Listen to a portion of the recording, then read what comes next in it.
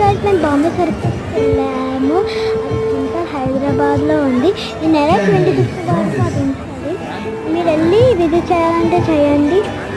చాలా ఎంజాయ్ చేయండి. మేమైతే చాలా ఎంజాయ్ చేసాం. Okay, thank you guys.